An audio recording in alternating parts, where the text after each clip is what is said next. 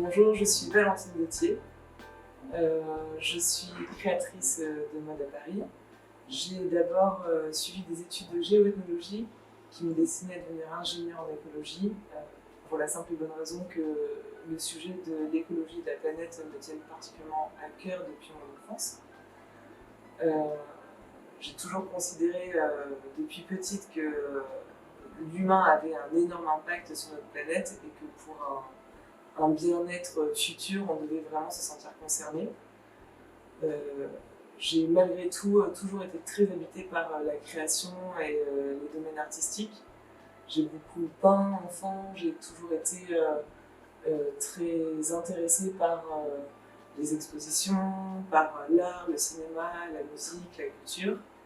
Et je suis venue ensuite à Paris parce que je viens du sud de la France, je viens du plateau du Castellet très exactement. Et j'ai décidé de venir à Paris pour faire une école de mode. Et en fait, par la force des choses, j'ai trouvé ça assez évident de commencer à travailler à la fois dans le domaine de la création et de la mode, et en même temps d'y apporter cette évidence en fait, qui était de travailler de manière, on va dire maintenant, éthique et responsable. Mais pour moi, c'était vraiment quelque chose qui coulait de source.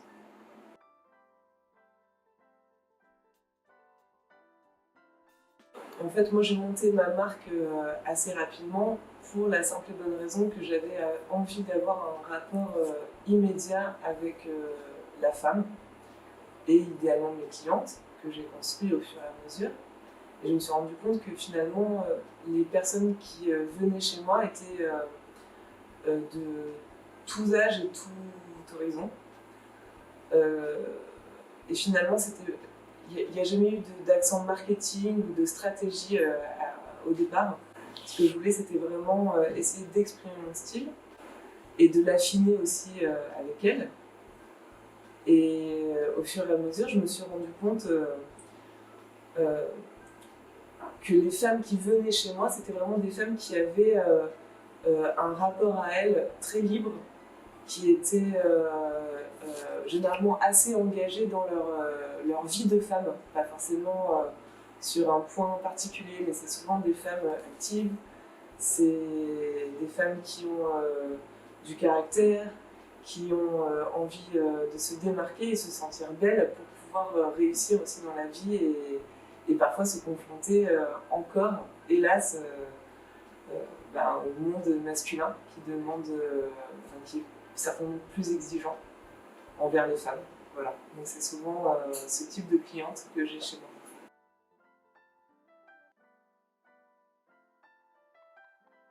Donc moi, ce qui m'intéressait aussi, c'était vraiment de voir l'envers du décor et de ce fait, de rencontrer les usines, d'aller rencontrer les fabricants textiles, de mettre vraiment la main et de comprendre et de voir et de savoir qui est derrière, de regarder les fiches de paye de chacun, etc. Et ça, c'est quelque chose auquel on n'a pas forcément accès quand on rentre dans un groupe et qu'on fait seulement du design, on va dire. Et donc moi, ce qui m'a toujours intéressé, bien sûr, c'est la complémentarité de tout ça et de savoir comment on pourrait arriver à être à la fois créatif, à la fois arriver à substanter mes désirs esthétiques et en même temps de respecter au maximum et ben justement toute cette charte de qualité que j'ai mis du temps aussi à apprendre, à comprendre, à déceler le vrai du faux, etc. Donc bien entendu, aller dans un groupe, c'était pas au départ mon choix du tout. Et je pense qu'en 10 ans, j'ai appris ce que quelqu'un aurait appris en 20 ou 30 ans dans une maison. Donc en ça me rend fière, ça m'a quand même demandé beaucoup d'énergie, beaucoup de sacrifices aussi, beaucoup de sacrifices financiers, beaucoup de sacrifices dans ma vie personnelle. Mais voilà, c'est ce que j'ai écrit là il n'y a pas très longtemps, c'est un chemin de vie en fait. C'est mon métier, mais c'est pas seulement mon métier, c'est moi entièrement. C'est presque. C'est assez égoïste finalement comme façon de voir les choses. C'est de décider que je me mets pas de limites, enfin si, je me mets les limites de ma famille, mais j'essaye de ne pas me mettre de limites et de ne pas me cacher derrière quelque chose.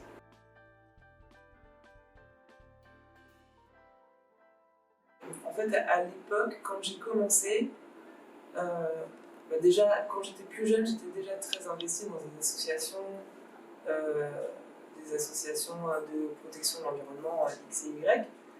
Et donc, bien entendu, quand j'ai commencé, il fallait vraiment euh, que cette marque, en fait, en tout cas que ma façon de travailler soit évidemment concernée par ça. Et ça, encore une fois, ça s'est fait d'une manière très naturelle. Quand j'étais en école de mode, j'étais particulièrement choquée du fait qu'on n'enseignait jamais aux étudiants que le polyester était quand même une matière issue de la pétrochimie et qu'il y avait, enfin, même à l'époque, il y avait déjà quand même des sujets sur le coton organique, sur le fait main, sur du 100% laine, et que ces sujets n'étaient jamais abordés. Et je trouvais ça déjà particulièrement regrettable. Donc la première chose que j'ai faite, c'était d'essayer de trouver des personnes qui étaient en mesure de tricoter à la main, c'est mes premières collections, de tricoter à la main, d'aller chercher soit des matières alors éco-conçues à l'époque, c'était vraiment c'était les prémices, donc essayer de trouver déjà des matières naturelles bien faites dans des jolies entreprises, ce qu'on continue de faire, hein, souvent des maisons familiales en fait, qui font ça historiquement, et essayer au maximum d'éviter les matières synthétiques parce que tout bêtement c'était une évidence que ces matières-là étaient nocives en fait.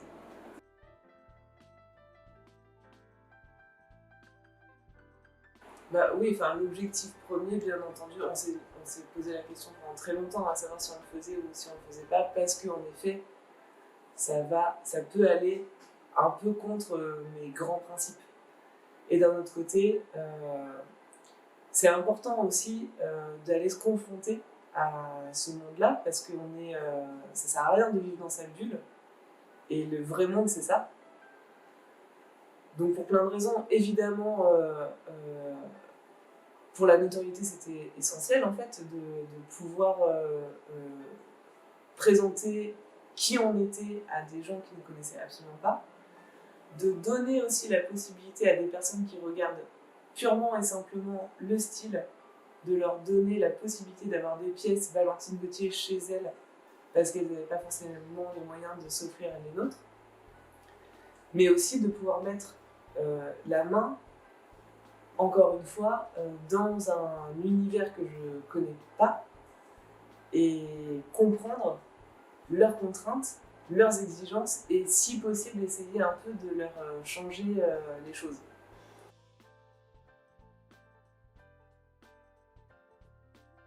Quand on est créateur et fondateur d'une marque, idéalement il faut bien se faire accompagner.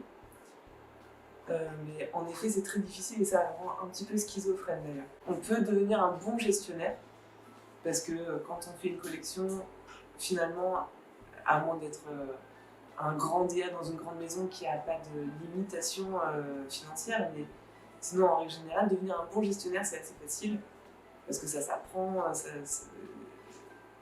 tenir des budgets, tenir des calendriers, tenir une économie, ça peut être simple, même si ça demande beaucoup de travail, donc ça demande des heures de travail. Moi je travaille tout le temps en fait.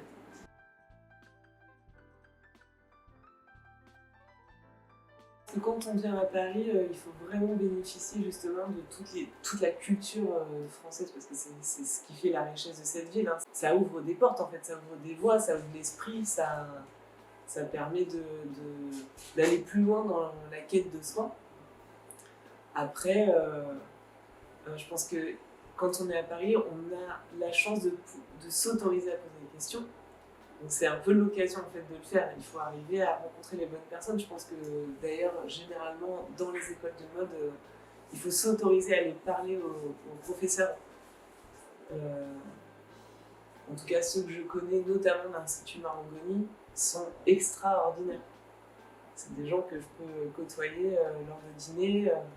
C'est des gens d'une richesse incroyable et qui ne sont pas d'ailleurs tous français. Hein. Il y a beaucoup d'Italiens, il y a des Anglais, mais en tout cas, c'est des gens qui sont foncièrement d'excellents professeurs, des gens qui vont vous aider à aller plus loin dans la recherche, plus loin dans l'explication.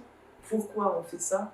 Pas juste parce que c'est joli, mais parce que derrière, en tout cas, se remplir, se nourrir, se remplir de culture, c'est ce qui donnera à la fin un travail accompli en fait. Et qu'il ne faut pas regarder la mode que sous le spectre mode réseaux sociaux ou simplement un vêtement pour se vêtir et se sentir joli. C'est pas que ça, c'est tout le message qui est derrière.